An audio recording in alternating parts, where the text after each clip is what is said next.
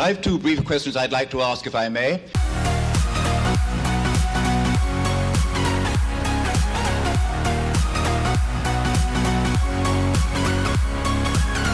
Hi, welcome to Left Foot Media. My name is Brendan Malone and you're watching The Daily Question. Today's question of the day, can a woman play Santa? Now the reason I'm asking that question is because of an incident that is making headlines here in New Zealand. Let me read you the article so you can understand exactly what's going on.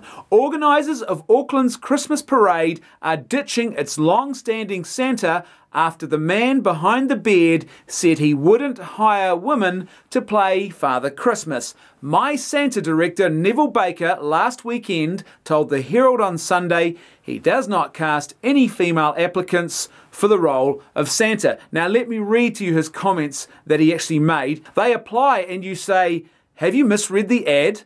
Putting politically correct things to one side, there's a certain character people expect to find when they come to meet Santa, Baker said.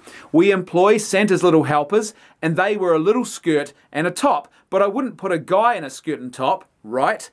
Baker said kids weren't so silly today. Many questioned whether his Santas were the real deal. That's something we already have to contend with, let alone kids saying, Santa's got boobs, mum. I couldn't place one with any of my clients. They would think I was stark raving mad.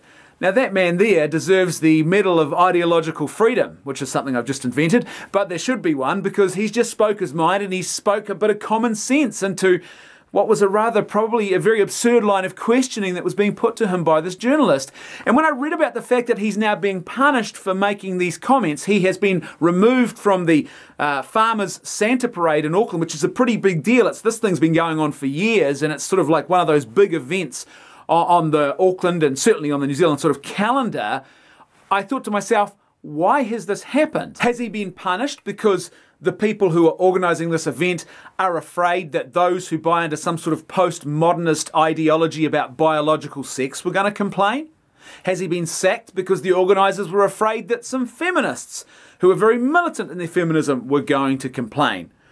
Was he sacked because the organisers don't like people speaking their mind and speaking their mind in pretty non-offensive and I would suggest trivial kind of ways? This is not a big earth-shattering matter. It's hard to see how any rational, well-adjusted adult could actually take offence from the comments that he's made. Or was he sacked because the organisers of this event just don't care about tradition?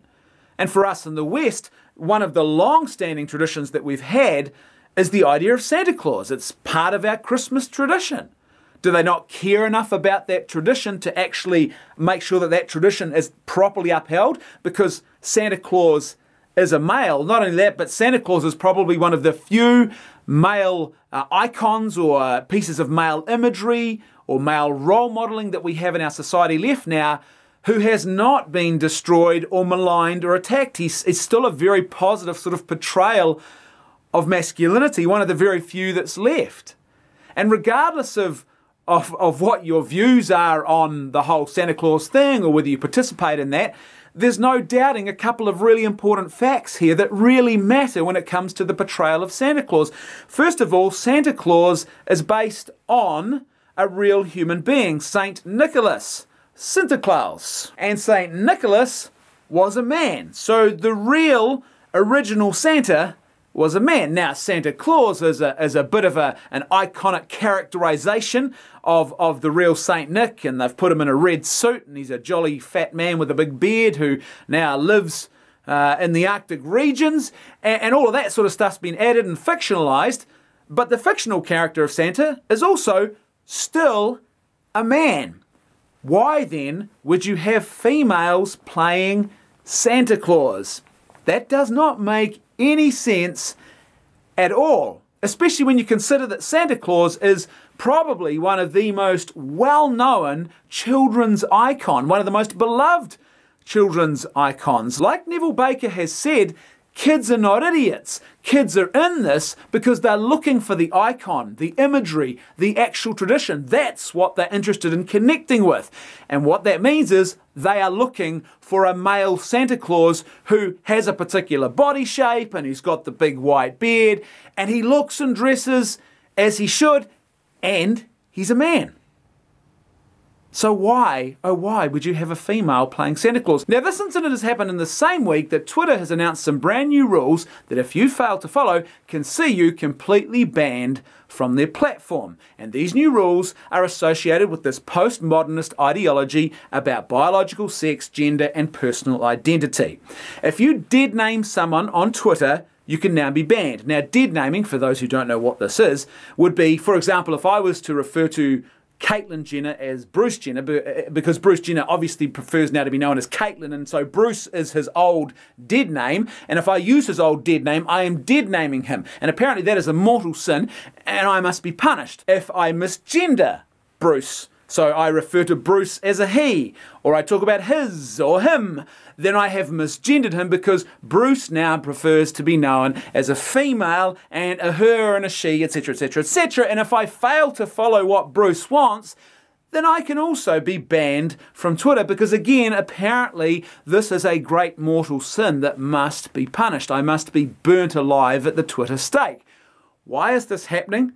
Why is there this whole absurdity with Santa Claus? Well, they both have the same root problem. This postmodernist idea and this postmodernist deception and absolute lie that words can now be a form of violence. That to say the wrong thing is the equivalent of doing some sort of serious physical harm or even causing the death of another person, and it must be treated as and punished with that level of severity and seriousness.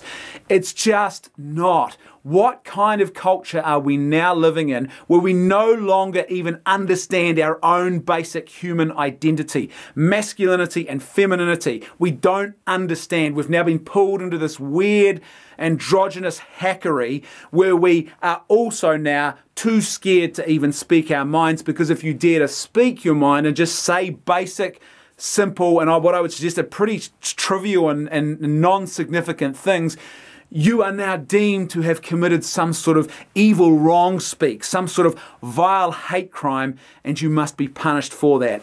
We are living in an absolute ideological disaster if this is what we've come to. So what is the answer? We need to push back.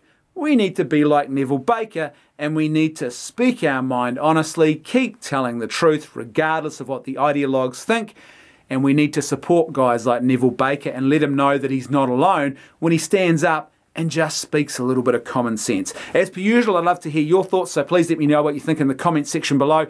And if you like the content I'm creating and you'd like to see more of it, then please support me on PayPal or Patreon. There is a link for both in the video description below. That's right, I can hear my theme music too. I'll see you tomorrow on The Daily Question.